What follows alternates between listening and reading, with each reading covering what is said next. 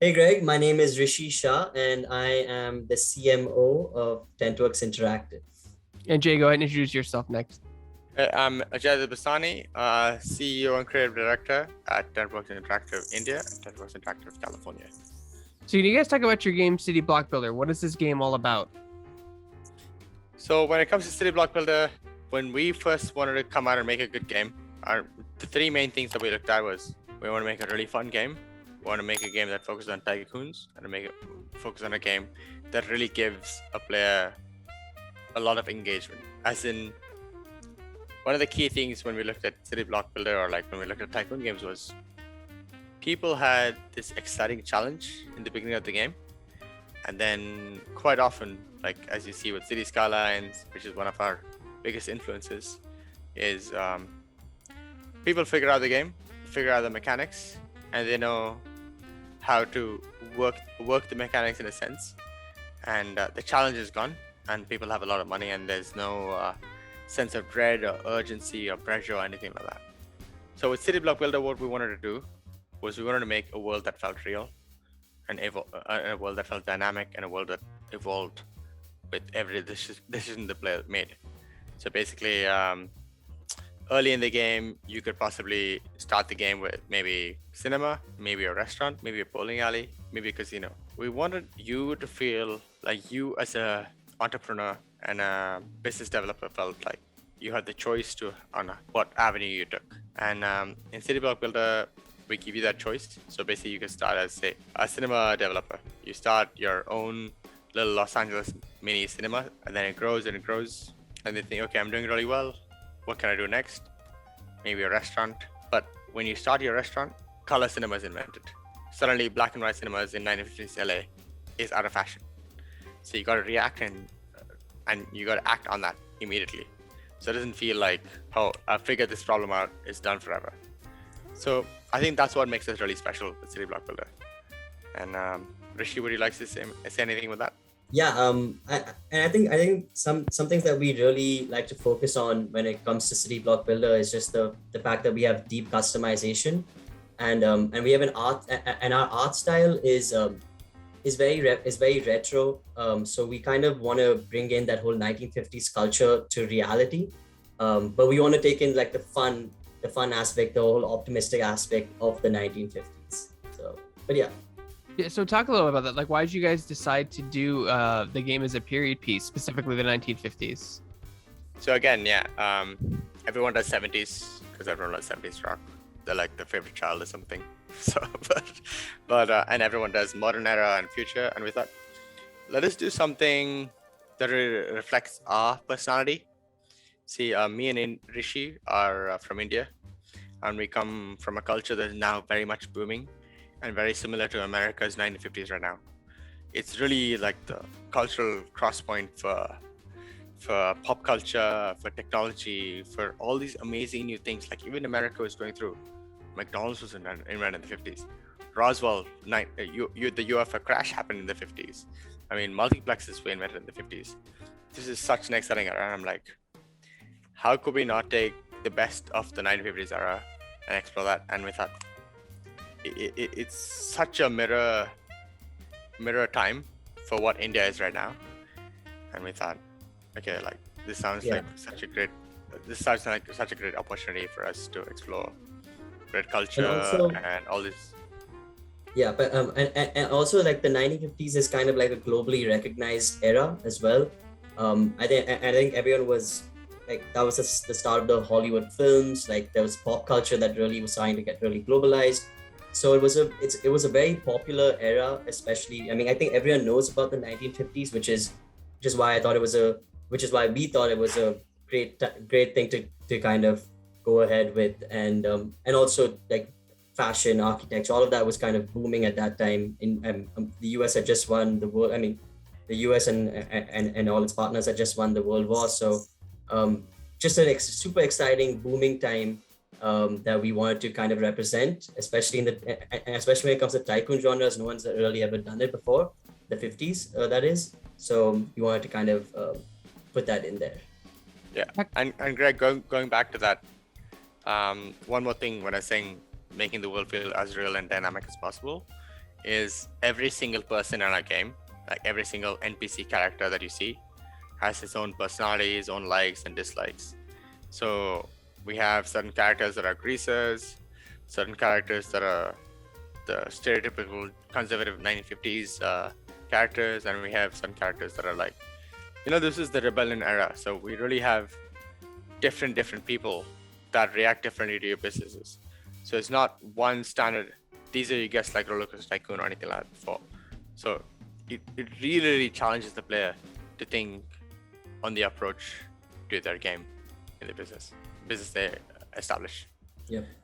You talk about like your gameplay itself, because you're not exactly to the skylines, you're not exactly Sims, you're kind of something in between, because you're still managing buildings and resources and stuff like that, but you're not managing people either. You're managing more businesses. So I would say the best way to explain this is like it's a real mix of micro and macro management. So early in the game, you have your little baby, maybe you have a restaurant, maybe you have a bowling alley, and you're like really like OCD about how everything works. Like, okay, everything has to be perfect. But as you evolve in the game, unlike other tycoon games, you have multiple businesses. And just like real life, when you have an empire with 1,000 people, it's a lot harder to micromanage stuff. So naturally, your playstyle will switch to a macro management style. So there's going to be inefficiencies and bureaucracy and red tapeism in your own organization. And you will have to figure out what is important to you. Do you want to look at the bigger vision for your game or your empire? Or do you want to go in and fix all those little problems in your thing? So it really gives that player that fork in the road where they decide, how do I approach it? And I think that's what's amazing about the game, because there's so much replayability. There's no one mechanic that's going to fix everything and we can do this and this is how to win the game. And I think that's what's super exciting about our game. Yeah, do talk about, because you guys have a story mode and multiple challenge modes as well. Talk about those mechanics in your game. Yeah, so obviously we gave the sandbox mode for our players who are really impatient and don't want to learn anything. But so that the sandbox mode, as it explains, is like it lets the player maybe have unlimited money, set parameters on how they want to play the game and play it how they want to play it. But what I think is most exciting is the two next modes. One is the scenario mode, where we have constantly updated games. So every month we'll have new challenges or new little missions for the players to engage in. And all these missions will be surrounded around like unique and significant cultural events in the 1950s. So it really, that immersion really exists for the player to like, okay, maybe it's 957 Roswell event. Maybe it's the Greaser Revolution, all the stuff. We really want the players to be engaged and like basically be on a tour on 1950s America.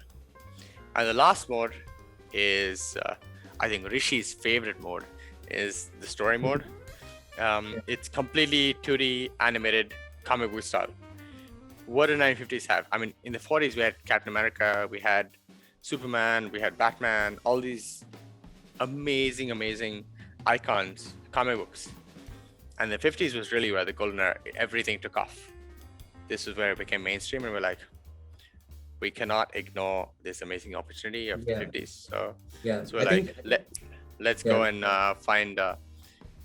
let's go and integrate that somehow into the story of our game. So we had a tycoon game where we have a bunch of comic book characters that lets you explore 1950s America as, I guess, the way we want you to experience it. But it's really fun. It's really cool. I'm super excited. I think Rishi, you can hear he's excited to say something. Rishi, go ahead. Yeah. So I mean, so the whole comic book style, I think that's something that we definitely wanted to put in there. But it basically follows the life of Joey, who's like a 1950s war veteran, and it's kind of a story of his rags to riches, how he goes from basically being nothing into something. So you have to kind of follow his life, and there's multiple different challenges. You might like face some kind of like mob bosses and stuff like that as well. But you just basically have to tackle it. There's different ways of approaching it, but you have to tackle it and come up with a Rishi, don't reveal too much. Yeah. Yeah, but we're working on it really, really hard, and we're like so excited to show everyone. But yeah, I think this is really going to be something special. yeah. How has COVID affected the game's development, if it has, at that point? Most definitely. I mean, obviously our market grew, so we have a lot more people that were like, video games are not so nerdy or geeky as much as before, and there's definitely a lot more people that I know personally too that have tried video games out. But COVID personally, it's hurt us a lot. I think it's hurt a lot of video game studios a lot, especially when it comes to like creativity, and when it comes to younger game developers or younger people in the studio. They don't have those spontaneous learning opportunities when it comes to learning from someone who's had experience with 25 years. You know, they're not sitting next to someone that they can build a personal relationship with, where they'll go out of their way to help them out when they're struggling with something in the company.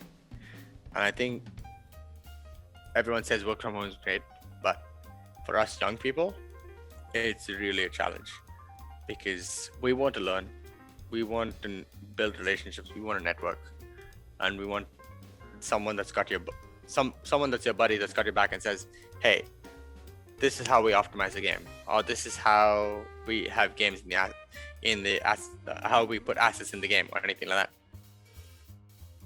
It's happening, but that personal connection, and again, as I said, that spontaneous learning opportunity, when you see someone do something differently, that doesn't exist anymore. And the way people were growing before COVID, when they came out of college, and the way people are growing after COVID when they came out of college, is so different. It's like leaps and bounds, and I don't know how to explain it, but that's why I think, not just for us, we're very lucky in the video game industry to say we're largely unaffected, but we're still gonna miss out on this 1 or 2 years of growth of this incredible talent we have in our company. So we're trying to do as many physical meetups as we can. I just wanted to also, I mean, I think as a company, I think just the fact that we weren't able to interact with one another on a personal level, as Jay was saying, I think that was the main issue. But like everything else, I think we've been able to sustain ourselves pretty well. So yeah, I mean, that's basically it. I mean, there has been certain things that it's impacted, but overall, I think we're pretty okay at the moment. So. Yeah. What are some of the challenges when you're making a game in 2021, especially since you're located in India? I mean, do you have more challenges getting that over to the States, the EU, Asia, other places, or are video games kind of just like a universal medium now for everybody across the world to enjoy? I think on paper it looks very simple, working with India and the US. I mean, obviously India has a stereotype. I mean, it's a good stereotype where like we're supposed to be full of engineers and everything like that, but there's such huge cultural differences.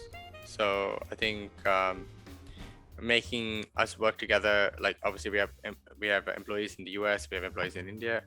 So, and in India, for us, it's a very big step. It's a very big step, not just for us, but a very big step for Indian developers in general. Because in India, we're known to be outsourcers for Americans, Europeans, countries that generally have all the big studios. So it's quite unheard of to have developers that can work on their own product and can be basically given the creativity to explore game design choices, balancing choices, all that stuff. That's really something I think like all our developers are excited in India about.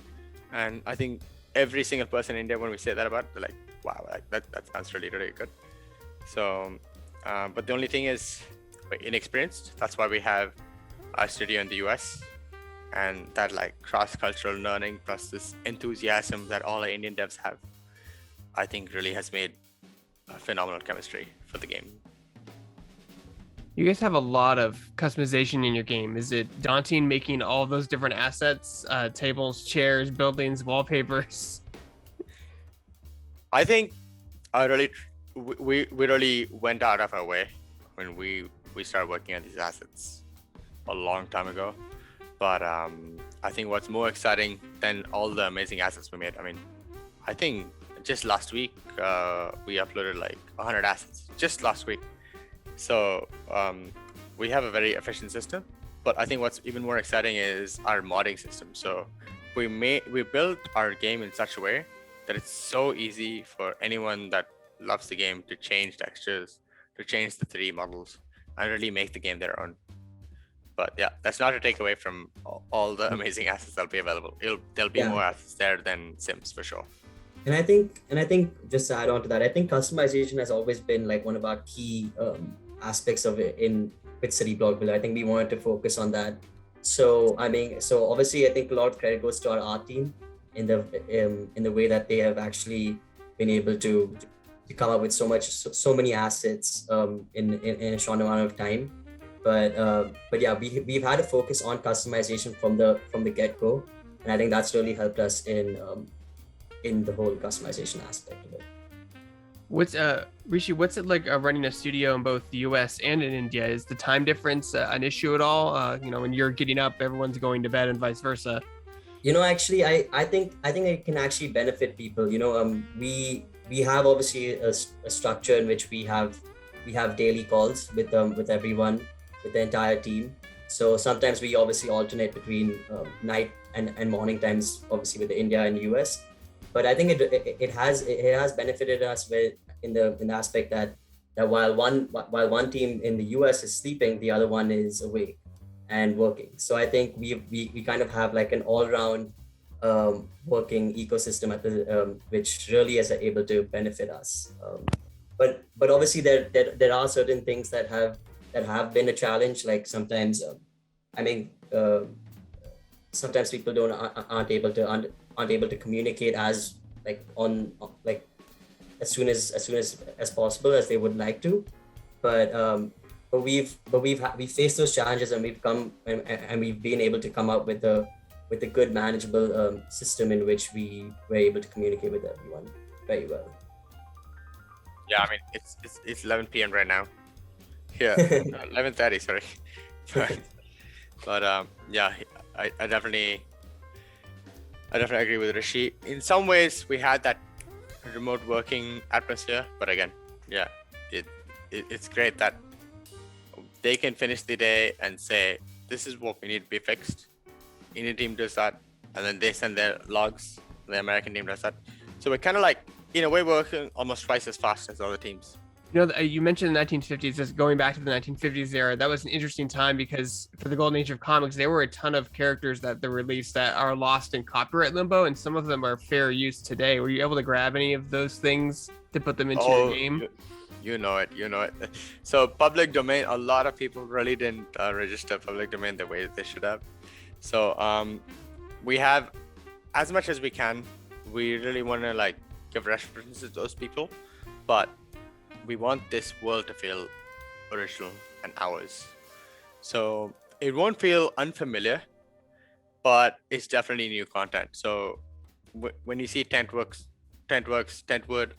like LA, you will definitely see everything that people have that nostalgia about, but it's very much original content. Do you guys have a... Okay. Go ahead. No, keep going. You were gonna say you think... Yeah. I think it's very important to for us to build our own identity as a game. And then when do you have a hard release date yet for your game? This year, next year? Yeah, we Are we allowed to say? I think so. I think we're gonna be putting that out, right? Okay, so you're the first person that's gonna hear it then, Greg. So, Yes. So we plan on going for early access on September 22nd. That's our early access release date. But we have a tentative release for month on next year of August for the full release, full launch. So one of the main philosophies, Greg, that I had when I started this company was I need to have stellar post-launch support and no microtransactions. That was one of the two main things that I said I need to have in a game. If that's not happening, I don't want to make a game. So that's why, like, once our game comes out in early access, this game is going to be supported, and we promised our fans, and we really, really want them to feel like their feedback is valued and we take it into account, and we really like feed this game a lot of content. So we have early access later this September, and we're gonna have a lot of new content dropping almost every month, if not every 2 months. Like all the time, we're gonna have new content. Going back to what you said, customization, all the stuff. So we're gonna have assets going into the game all the time, and obviously the scenario mode. So it's very, very important to us.